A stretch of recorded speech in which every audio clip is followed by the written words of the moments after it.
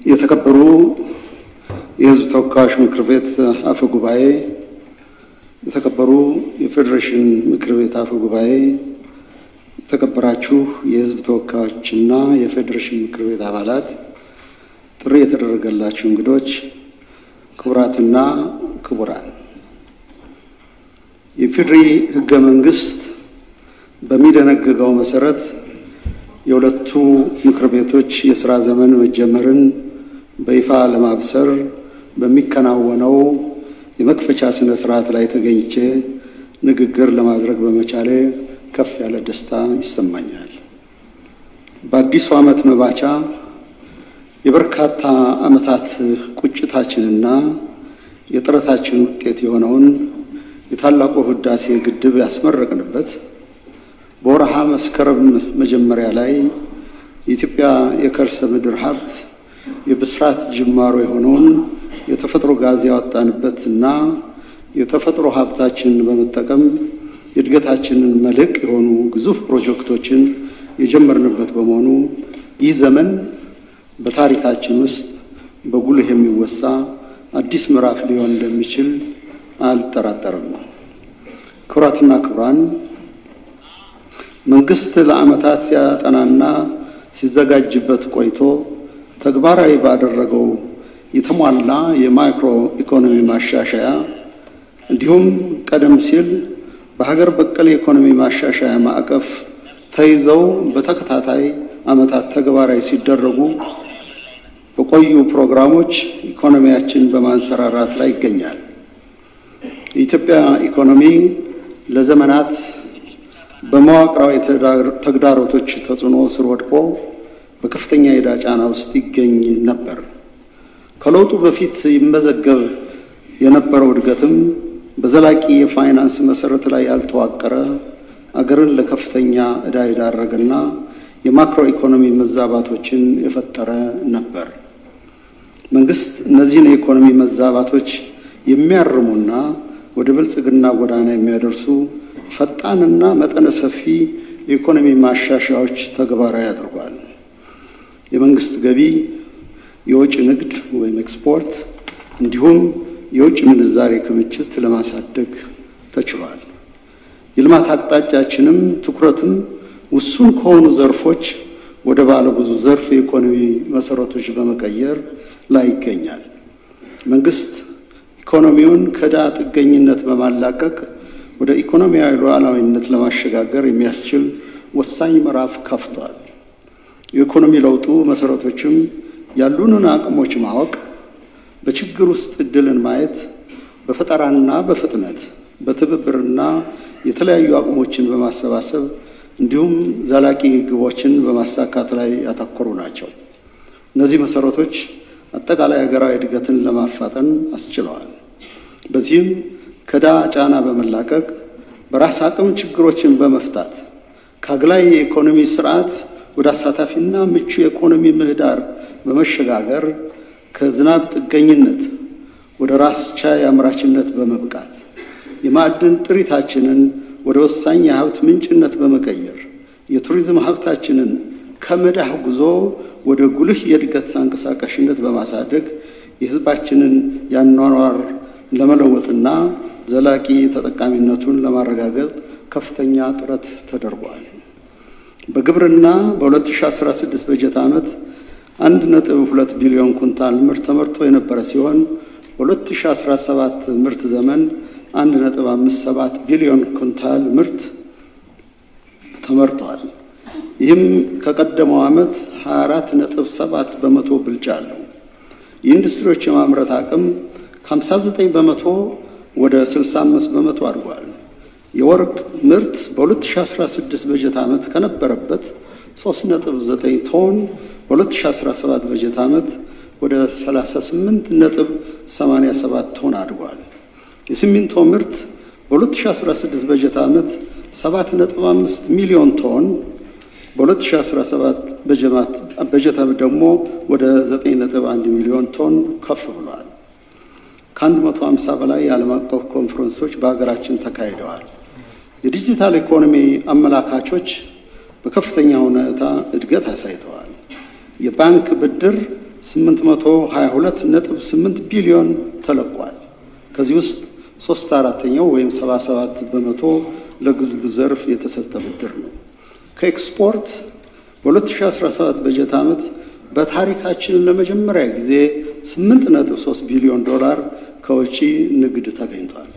ይህም ካምናው በ116 በመቶ ብልጫ አሳይቷል።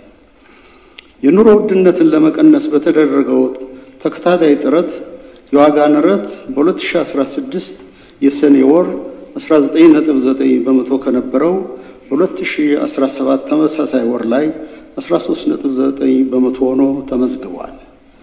ለመንግስት ሰራተኞች የደሞዝ ማሻሻያ በማድረግ 4760 የነበረውን ዝቅተኛ የደሞዝ ወለል ወደ 6000 ብር ማሳደግ ተችሏል።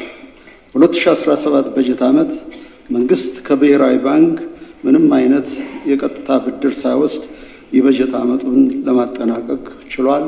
ይህም ታላቅ ቁም ነገር ነው። ክቡራትና ክቡራን፣ ባሳለፍነው ዓመት በማህበራዊ ዘርፍ በርካታ ውጤታማ ተግባራት ተመዝግበዋል። በትውልዶች ውስጥ የሚስተዋለው የእሴት መሸርሸር ዋነኛ መነሻው የትምህርት ጥራት ችግር ባለፈው ዓመት ሰጥቷል። መንግስት የትምህርትና ስልጠና ፖሊሲ ቀርጾ ተግባራዊም አድርጓል። ትምህርት ለትውልድ በሚል መሪ ቃል ማህበረሰቡን በማንቀሳቀስ የትምህርት ተደራሽነትን የማረጋገጥ ስራ ተሰርቷል። ዝቅተኛ ገቢ ያላቸውን ተማሪዎች በትምህርት ቤት ምገባ ፕሮግራም ከትምህርት ገበታ እንዳይቀሩ አድርጓል። ይህ ጉልህ ተግባር በዓለም አቀፍ ተቋማት ጭምር እውቅና የተሰጠው ነው። መንግስት በጤናው ዘርፍ ባለፉት ዓመታት የተመዘገቡትን ስኬቶች መነሻ በማድረግ ክፍተቶቹን የመሙላት ስራ ሰርቷል። በሽታን ከመከላከል ባለፈ አክሞ በማዳን ላይ ልዩ ትኩረት አድርጓል። መሰረታዊ የጤና አገልግሎት ከመስጠት ባሻገር የሕክምና መሳሪያዎችና መድኃኒቶችን በአገር ውስጥ በማምረት ከፍተኛ ውጤት ተገኝቷል። መንግስት በሚያከናውናቸው ተግባራት ሁሉ ዋና መገለጫው አካታችነት ነው። ሕፃናት፣ ሴቶች፣ ወጣቶች፣ አካል ጉዳተኞች፣ አረጋውያን እንዲሁም የአገር ባለውለታዎችን ታሳቢ በመደረጉ ተሳትፏቸውና ሁለንተናዊ አቅማቸውን ለማሳደግ ጥረት ተደርጓል። ሴቶችና ወጣቶችን ወደ አመራርነት በማምጣት ውሳኔ ሰጪነታቸው እንዲጨምር ተደርጓል። ተጋላጭ የሆኑ ሴቶች በነገዋ የሴቶች ማገገሚያ እና የክህሎት ማዕከል በማሰልጠን ተሳትፏቸው እንዲጨምር ተደርጓል። የወጣቶችን ክህሎት በማጎልበት የሀገር ውስጥና የውጭ ስራ ዕድሎች ተጠቃሚ ለማድረግ ተችሏል። የወጣቶችን አእምሯዊና አካላዊ እድገትን ለማዳበር የሚያስችሉ የስፖርት ማዘውተሪያ ማዕከላት በብዛት ተገንብተዋል። ለአካል ጉዳተኞች ከተሰጡት በርካታ ድጋፎች መካከል ዘመናዊ የአይነ ስውራን ትምህርት ቤቶች ተገንብተው አገልግሎት እንዲሰጡ መደረጉ አንደኛው አብነት ነው። መንግስት ለመጪው ትውልድ ሰፊ ትኩረት የሚሰጥ ሲሆን በተለይም በሕፃናት እድገትና ትምህርት ላይ ትኩረት ሰጥቶ በመስራት ላይ ይገኛል። ክቡራትና ክቡራን፣ የውጭ ግንኙነታችን ማዕከልና መሰረታዊ ማጠንጠኛው ብሔራዊ ጥቅምና የዜጎች ክብር ነው። በዚህ መነሻነትም የኢትዮጵያ የጂኦ ስትራቴጂያዊ ቁመና በመደርጀት ላይ ይገኛል። ይህ ስትራቴጂያዊ ምርጫ ከታዛቢነት ወደ አጀንዳ ተላሚነት እና ተጽዕኖ ፈጣሪነት ለማሸጋገር አስችሏል። ሀገራችን በድንበር ተሻጋሪ ሀብቶቿ ፍትሐዊ ተጠቃሚነትን ስትቀበል በዛው ልኬታም አስተማማኝ የባህር በር የማግኘት መብቷን ማረጋገጥ ይኖርባታል። የኢትዮጵያ ሕልውና መሰረት በሆኑት በሁለቱ ታላላቅ የውሃ ሀብቶች ዙሪያ መንግስት ያልተቆራረጠ ሰላማዊና ዲፕሎማሲያዊ ጥረቶችን በማድረግ ላይ ይገኛል። እስካሁን በተደረጉ ጥረቶች 3 ጉልህ ውጤቶችን ማስመዝገብ ተችሏል። አንደኛው የታላቁ ህዳሴ ግድብ ፕሮጀክት አጋጥመውት የነበሩትን ፈተናዎች በጥበብ በማለፍ ማጠናቀቅና በደመቀ ስነ ስርዓት ማስመረቅ ችለናል። ሁለተኛው አስተማማኝና ዘላቂነት ያለው የባህር በር የማግኘት ጉዳይ ከፍ ወዳለ ደረጃ የተሸጋገረ ሲሆን ይህ ፍትሐዊ ጥያቄያችንም በዓለም አቀፍ ማህበረሰብ ዘንድ እያደገ የመጣ ቅቡልነት ማግኘት ችሏል። ሶስተኛው በውጭ ሀገር ለእንግልት እና ለችግር የተጋለጡ ዜጎች በክብር ወደ ሀገር የተመለሱ ሲሆን ለወደፊትም ይኸው ተጠናክሮ የሚቀጥል ይሆናል። በተለያዩ የዓለም ክፍሎች የሚኖሩ ኢትዮጵያውያን በሀገራቸው የልማት ግንባታ ይሳተፉ ዘንድ ጥረቶች ተደርገዋል። ውድ ኢትዮጵያውያን፣ ኢትዮጵያ ሀገራችን ቁልፍ የታሪክ ምዕራፍ ላይ ትገኛለች። ዛሬ የምናከናውናቸው ተግባራት የሀገራችንን የቀጣይ ዘመን ዕጣ ፈንታ ይወስናሉ። አሁን ያለንበትን ጊዜ በተገቢው ልኬታና ወቅቱ በሚጠይቀው ብልሃት መጠቀም መቻላችን መጻኢው ዘመናችን አስተማማኝና በታሪክ የሚዘከር እንደሚያደርገው እሙን ነው። መንግስት ይህንን ሲል በሁለት አበይት ምክንያቶች ነው። አንደኛው ሀገራችን አጋጥሟት የነበረውን የህልውና አደጋና በርካታ ፈተናዎችን ተሻግራ ጠንካራ አገራዊ አቅም ገንብታለች ብሎ ስለሚያምን ይህ አዲስ አቅም ኢኮኖሚያችንና የፖለቲካ ባህላችንን እየቀየረ እንደሆነ መገንዘብ ይቻላል። ዋና አብነቶቹም አለመግባባቶችን በሰላማዊ መንገድ የመፍታት ልምምድ መጀመራችን፣ ለሀገራዊ መግባባት መደላደል የሚሆን የምክክር መድረክ መፍጠራችን፣ የታላቁን የኢትዮጵያ ህዳሴ ግድብ ግንባታ በተሳካ ሁኔታ ማጠናቀቃችን፣ የአረንጓዴ አሻራ ትልማችን ማስፋፋታችን እንዲሁም ሁለንተናዊ ኢኮኖሚ ማሻሻያዎችን መተግበራችን በጉልህ የሚጠቀሱ ናቸው።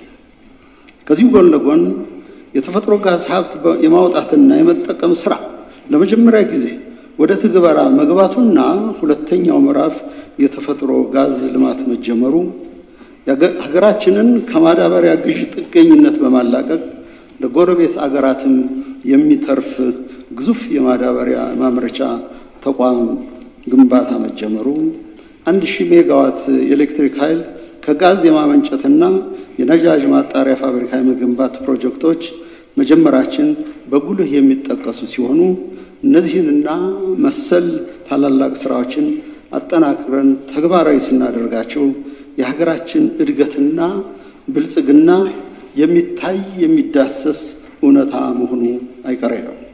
ሁለተኛው ሀገራችን ወሳኝ የታሪክ ምዕራፍ ላይ ትገኛለች የምንልበት ምክንያት ዓለም ባለየለት ቁልፍ ሽግግር ውስጥ በመገኘቱ ነው።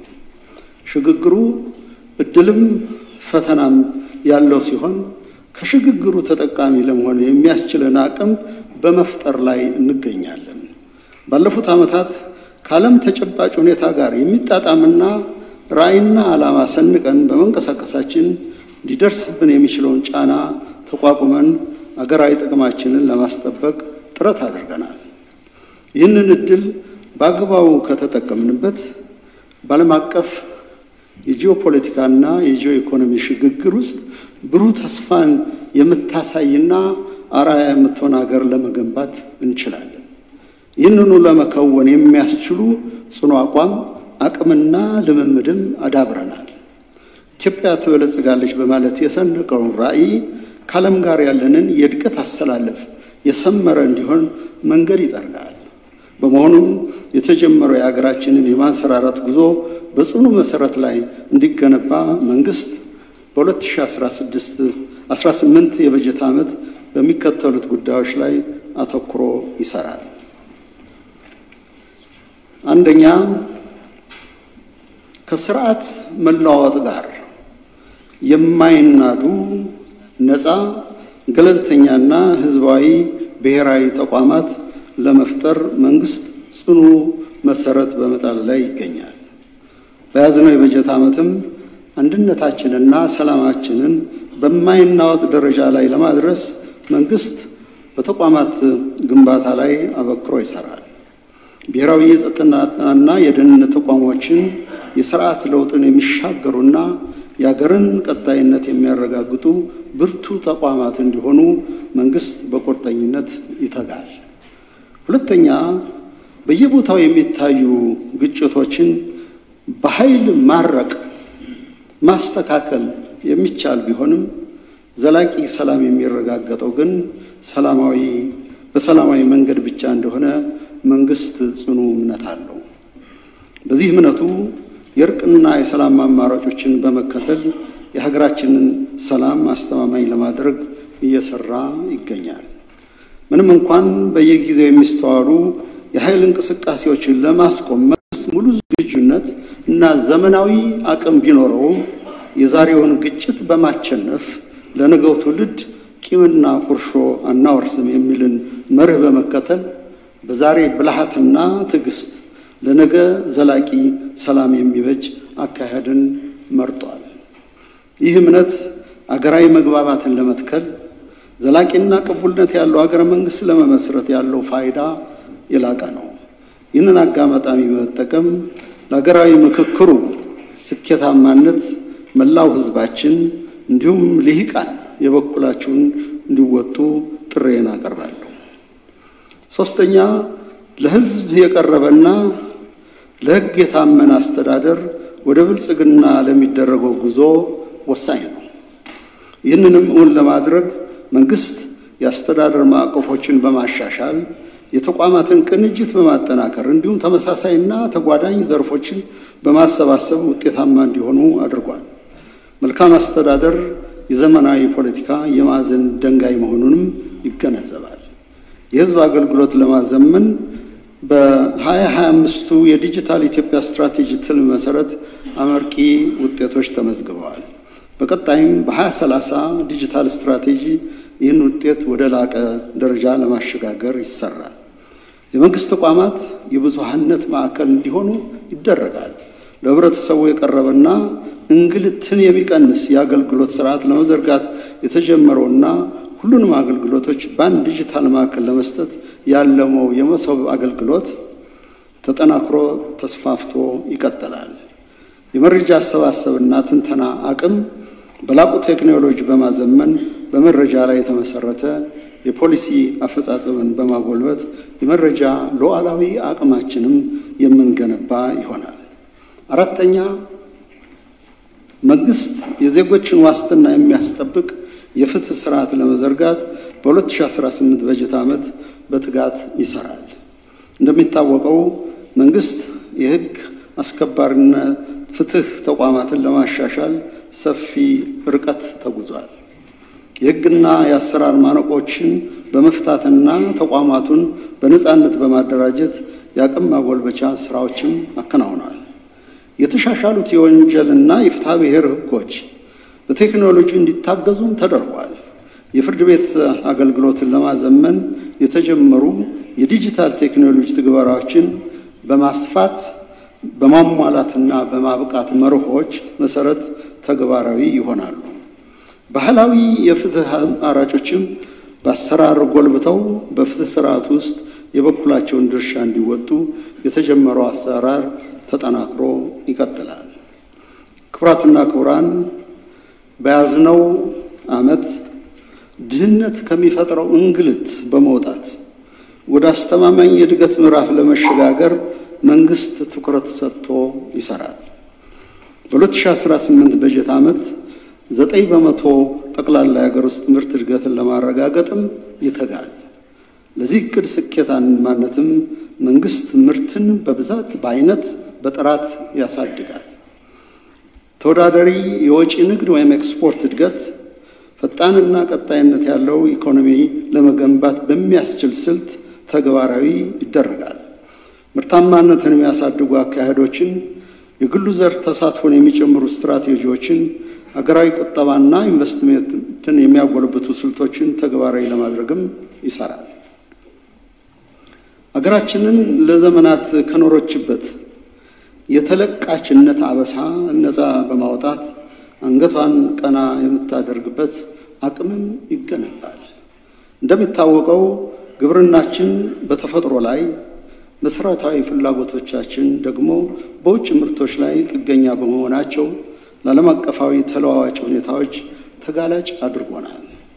በመሆኑም መንግስት የኢኮኖሚ ተጋላጭነትን ለመቀነስና ለተፈጥሮና ለውጫዊ ጫናዎች የማይበገር ተገዳዳሪና ተወዳዳሪ ኢኮኖሚ ለመገንባት ይተጋል። መንግስት ባለፉት ዓመታት ጠንካራ የፊስካል እና የገንዘብ ፖሊሲዎችን ተግባራዊ በማድረግ ምርትና ምርታማነትን በማሳደግ የዋጋ ግሽበት እንዲቀንስ ጉልህ ጥረት አድርጓል። በዚህ ዓመት ይህ ጥረት ተጠናክሮ የዋጋ ግሽበቱ ወደ ነጠላ አሃዝ እንዲወርድ ይደረጋል።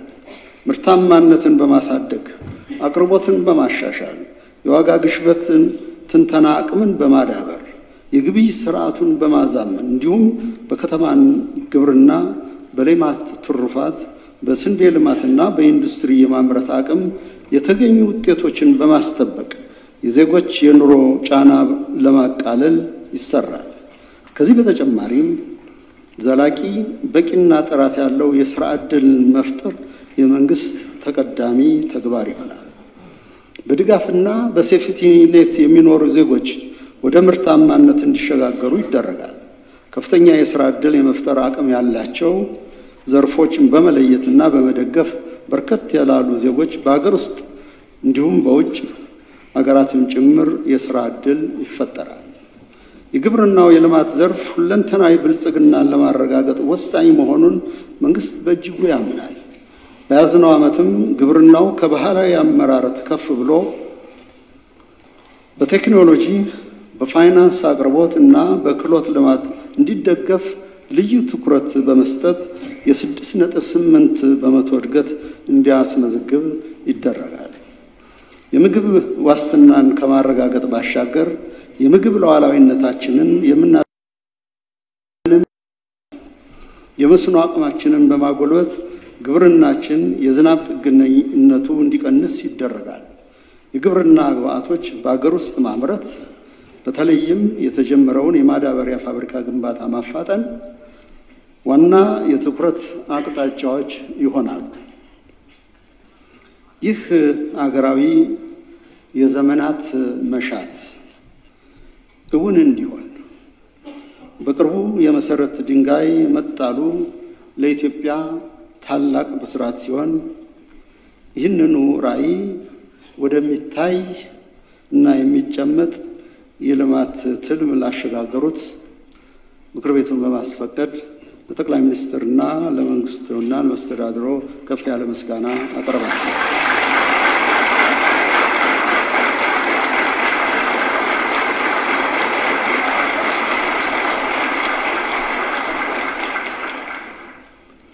ክቡራትና ክቡራን፣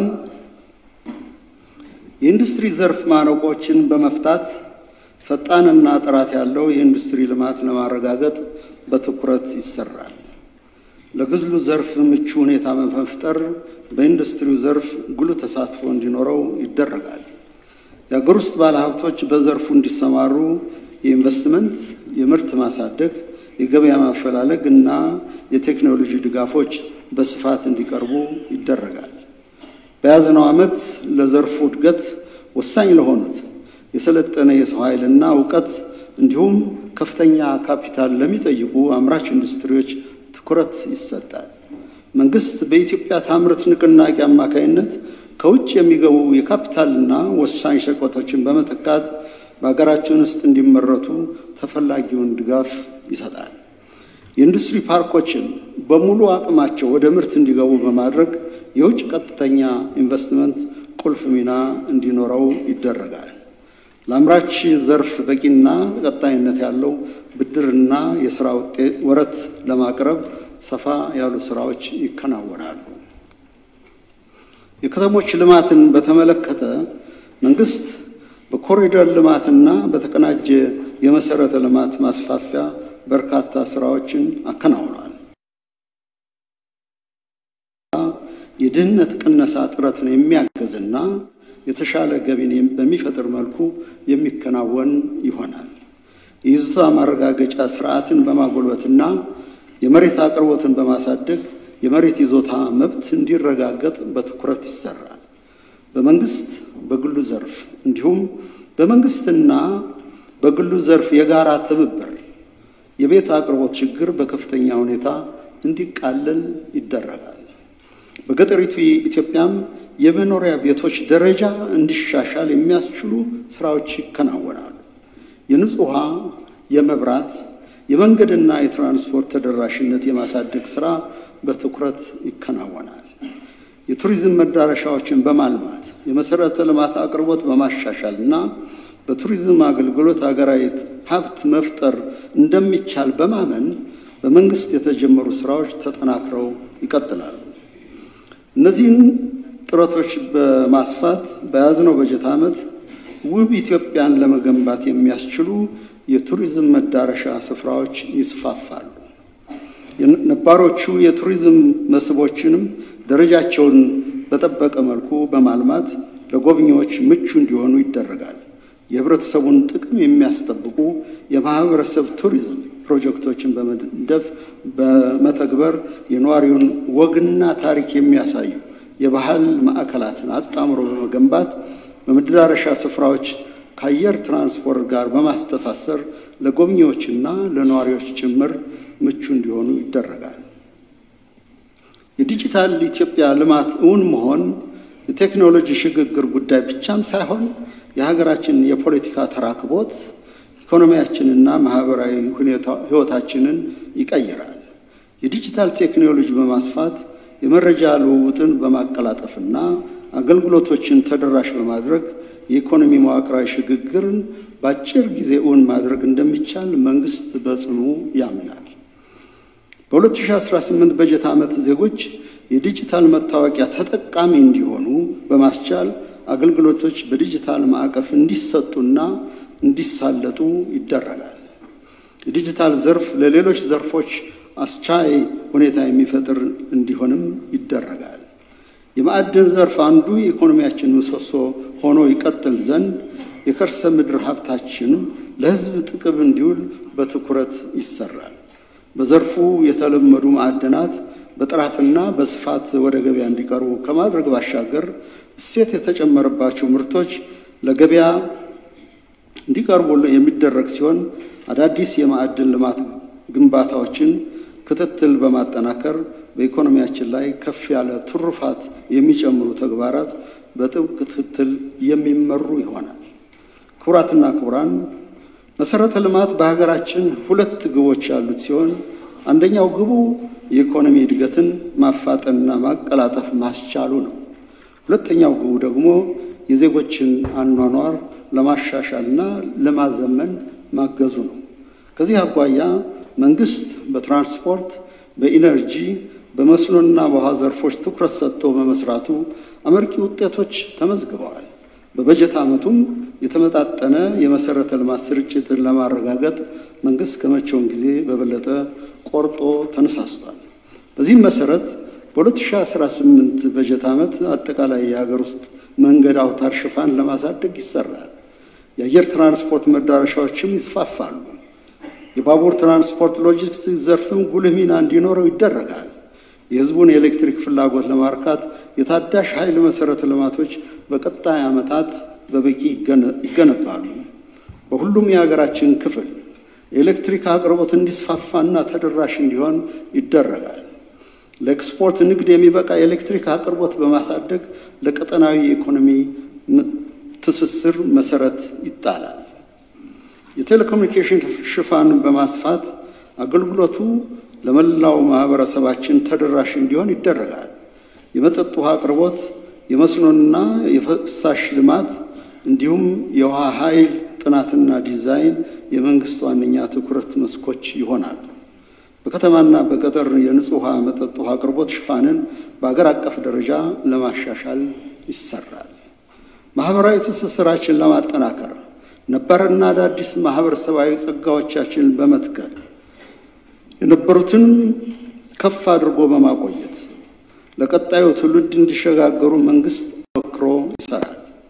የትምህርት ጥራትን ለማስጠበቅ መንግስት ደረጃቸውን የጠበቁ ቅድመ መደበኛና መደበኛ ትምህርት ቤቶች ግንባታን ያስፋፋል። የቴክኒክና ሙያ ትምህርት ለሀገሪቱ ኢኮኖሚ የሚያስፈልጉ ክህሎት ያላቸውና ውጤታማ ባለሙያዎች በሚያፈሩ መልኩ ይቃኛሉ። የከፍተኛ ትምህርት ተቋማት የአካዳሚክ ነፃነታቸው ተጠብቆ እንዲሰሩ የአስተዳደርና የሰው ኃይል ልማታቸው የተሻሻለ እንዲሆን ይደረጋል።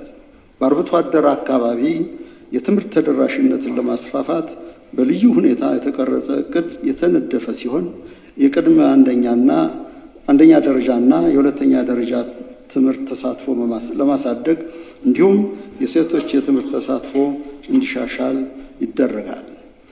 የጤና ተቋማትን ተደራሽነትና ጥራት በማሳደግ በተለይ የአገልግሎት ችግር ባለባቸው አርብቶ አደር አካባቢዎች ልዩ ትኩረት ይሰጣል።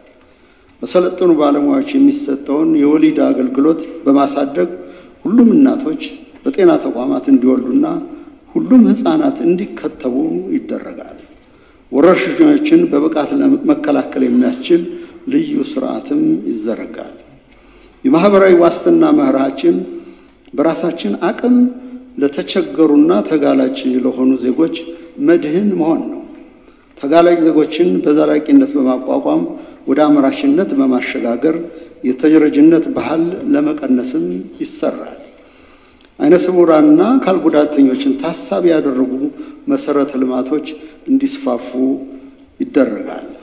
ወደ ከተማ የሚደረገውን ፍልሰት ለመግታት በጥናት ላይ የተመሰረቱ መፍትሄዎች ተግባራዊ ይሆናሉ።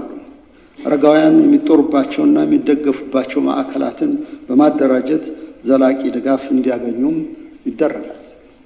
ወጣቶችና ሴቶች በሀገራችን ፖለቲካዊ፣ ኢኮኖሚያዊና ማህበራዊ ጉዳዮች ላይ በንቃት እንዲሳተፉና ተጠቃሚ እንዲሆኑ ዘመኑን የሚመጥን ዕውቀት፣ ክህሎትና ብቃት እንዲኖራቸው ይደረጋል። የህፃናትን ሁለንተናዊ ተጠቃሚነት ለማረጋገጥ በልዩ ሁኔታ ይሰራል። የህፃናት ትምህርት፣ ጤናማ እድገትና የተመጣጠነ ምግብ ተጠቃሚ እንዲሆኑ ጥረት ይደረጋል። የመንግስት ፖሊሲዎች ወጣቶችን ማዕከል ያደርጋሉ። በጥናት ላይ የተመሰረቱ የሥራ ዕድሎችም ለከተማና ለገጠር ወጣቶች ተደራሽ ይሆናሉ። የተከበሩ የህዝብ ተወካዮች ምክር ቤት አፈ ጉባኤ፣ የተከበሩ የፌዴሬሽን ምክር ቤት አፈ ጉባኤ፣ የተከበራችሁ የህዝብ ተወካዮችና የፌዴሬሽን ምክር ቤት አባላት፣ ጥሪ የተደረጋላችሁ እንግዶችና ክቡራትና ክቡራን፣ ዓለማችን በተለዋዋጭ ሁኔታ ውስጥ ትገኛለች። አህጉራችን አፍሪካም ሆነ ሀገራችን ኢትዮጵያ ከዚህ ውደት ውጭ ሊሆኑ አይችሉም። በዚህ የዓለም እውነታ ውስጥ አገራዊ ሰላምንና ደህንነትን ለማስጠበቅ እድገትና ብልጽግናችን ለማረጋገጥ በዓለም አቀፍ አህጉራዊና ቀጠናዊ ጉዳዮች ላይ ንቁ ተሳትፎና የሰላ ተጽዕኖ ማሳረፍ ይገባናል። በዚህ ረገድ 4 ጉዳዮች በቀዳሚነት ይከናወናሉ። የመጀመሪያው ዜጋን ማዕከል ያደረገ ብሔራዊ ደህንነትን የማረጋገጥ ጉዳይ ነው። ብሔራዊ ደህንነት የሀገራችንን ዳር ድንበር ማስከበር ብቻ ሳይሆን የዜጎችን ደህንነትና ክብርን ማስጠበቅ ይጨምራል። በማናቸውም ቦታ የሚገኙ ዜጎቻችን ደህንነትና ክብር የሀገራዊ ደህንነት ጉዳያችን ነው። በመሆኑም ህገወጥ ፍልሰትን መቆጣጠር፣ ዜጎች በህጋዊ መንገድ መብታቸው ተጠብቆ እንዲንቀሳቀሱና የሥራ ዕድል ተጠቃሚነታቸው እንዲረጋገጥ ማድረግ፣ በሚኖሩበትና በሚሰሩባቸው ሀገራት መብታቸው ማስከበር ዋና ትኩረት የሚሰጠው ተግባር ይሆናል። ባልተመቻቸ የሥራ ሁኔታ ውስጥ የነበሩትን ዜጎች ወደ ሀገራቸው እንዲመለሱ የማድረግ ስራም በቀጣይነትም ተጠናክሮ የሚቀጥል ይሆናል። ሁለተኛው ኢትዮጵያ በአባይና በቀይ ባህር መካከል የምትገኝ ሀገር ነች። ዕጣ ፋንታዋና መጻኢ ዕድሏም ከሁለቱ ውሃዎች ጋር በእጅጉ የተቆራኘ ነው። ይሁን እንጂ ኢትዮጵያ ፍትህን ባልተከተለ መንገድ እና ህዝብን ባላማከልና ባላሳተፈ አግባብ ተገላ ቆይታለች። ኢትዮጵያ ወደ እነዚህ ውሃዎች እንድትመለስና ፍትሃዊ የልማት ተጠቃሚ እንድትሆን መንግስት በመስራት ላይ ይገኛል።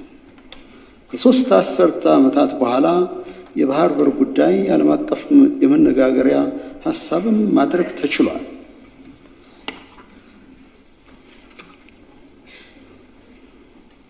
በቀጣይነትም የቀጠናችንን የጋራ የመልማት ፍላጎት ያገናዘበ ትብብርና ትስስርን ለማጠናከር ዲፕሎማሲያዊና ሰላማዊ ጥረቶች ይደረጋሉ።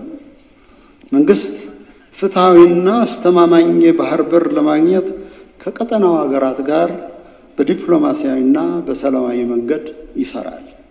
በአባይ ወንዝም ላይ የጋራ መተባበርና መተማመን እንዲዳብር የአባይ ተፋሰስ ሀገራትን ተጠቃሚ የሚያደርጉ ተግባራትን ያከናውናል፣ በንቃትም ይሳተፋል። ሶስተኛው መንግስት በውጭ ጉዳይ ፖሊሲው ቅድሚያ ለጎረቤት የሚለውን መርህ አጠናክሮ ይቀጥላል። ባለፉት ዓመታት ከጎረቤት ሀገራት ጋር ዘርፈ ብዙ ትብብር ለማድረግ ጥረት ተደርጓል። በጎረቤት ሀገር ጋር ግጭት እንዳይፈጠርና ችግሮችም በመልካም ጉርብትና መርህና በሰላማዊ መንገድ እንዲፈቱ ጥረቶች ሲደረጉ ቆይተዋል። ቀጠናዊ ትስስርን የሚያጠናክሩ የመሰረተ ልማት ስራዎችም ተከናውነዋል። በቀጣይነትም ኢኮኖሚያዊ ትብብርን የሚያጎለብቱ የመሰረተ ልማት ዝርጋታና የንግድ ልውውጥ እንዲጠናከሩ ይደረጋል። በዚህ ረገድ መንግስት የጀመራቸውን ትብብሮች አጠናክሮ ይቀጥላል። በአካባቢያችን ሰላምን ለማረጋገጥ አለመግባባቶችን በዲፕሎማሲ መንገድ ለመፍታት አበክሮ ይሰራል። አራተኛው መንግስት በዓለም አቀፍ የኃይል አሰላለፎች ውስጥ ሚዛኑን በመጠበቅ ትብብርና የጋራ ተጠቃሚነትን ለማስፈንና ለማስፋት ይተጋል። መንግስት በዓለም መድረኮች የኢትዮጵያ ተሳትፎና ተደማጭነት እንዲያድግ፣ የጋራ ተጠቃሚነት እንዲጎለበት፣ በዓለም ወሳኝ ጉዳዮች ላይ አገራችን ጉልህ ሚና እንዲኖራት በትኩረት ይሰራል። ለዚህም አስፈላጊውን ተቋማዊ ጥንካሬ፣ ፖሊሲና አቅጣጫዎች ተግባራዊ ይደረጋሉ። በመጨረሻም ባለፉት የለውጥ ዓመታት የኢትዮጵያ መንግስት በርካታ ፈተናዎች ውስጥ እያለፈ በላቀ ትጋት ፈርጀ ብዙና አመርቂ ውጤት ማስመዝገብ ችሏል። እነዚህ ውጤቶችም የሀገራችንን የፖለቲካ ኢኮኖሚና ጂኦ ስትራቴጂያዊ ቁመና በማሻሻል የቀደመው የታዛቢነት ታሪክ ማብቂያ አዲስ የታሪክ ምዕራፍ መክፈቻና የኢትዮጵያ ማንሰራራት ብስራት ይሆናሉ። በቀጣይ ዓመታትም እነዚህን ስኬቶች በማጎልበትና በማስፋት የኢትዮጵያ መነቃቃትና እድገት ወደማይቀለበስበት ምዕራፍ እንዲሸጋገር ሀገራችንም በአፍሪካ የብልጽግና ተምሳሌት እንድትሆን መንግስት አበክሮ ይሰራል። በያዝነው ዓመት በሀገራችን የሚካሄደው 7ኛ አገራዊ ምርጫ ፍትሃዊ፣ ሰላማዊ፣ ዴሞክራሲያዊና በኢትዮጵያውያን ዘንድ ተአማኒ ይሆን ዘንድ መንግስት በኃላፊነት ይሰራል። መላው የሀገራችን ሕዝብ ኢትዮጵያ ያቀደቻቸውና የጀመረቻቸውን ግዙፍ የለውጥ እርምጃዎች አበርትቶ እንዲደግፍና በትጋት እንዲሳተፍ ጥሬን እያቀረብኩ የኢትዮጵያ ወዳጆችና የብልጽግና አጋሮችም ከኢትዮጵያ መንግስትና ሕዝብ ጎን በመቆም የዚሁ ስኬት ሁነኛ አጋዥ እንዲሆኑ ጥሬን አስተላልፋለሁ። መልካም የተግባርና የስኬት ዓመት እንዲሆን እመኛለሁ። ኢትዮጵያ በልጆቿ ታፍራና ተከብራ ለዘላለም ትኑር። አመሰግናለሁ።